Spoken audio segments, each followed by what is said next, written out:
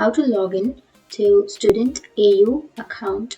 So if you want to log into your AU student account, then first open up a browser, any browser that you're comfortable with, and then go for the search bar and search for AU student login.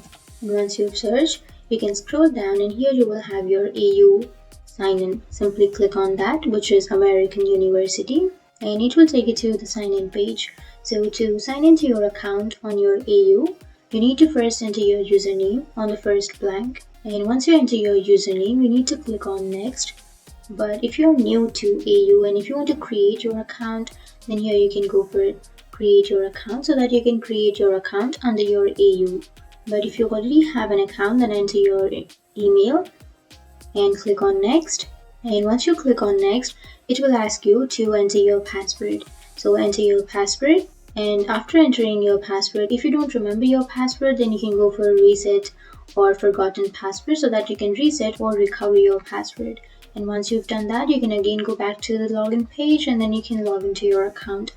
But if you remember your password, then enter it and then click on sign in. And once you click on sign in, if your information like your email and password is correct, then it will log you into your AU University account. So that's it. That's how you log into your AU student account. And if you have any questions, feel free to comment below. Thanks for watching.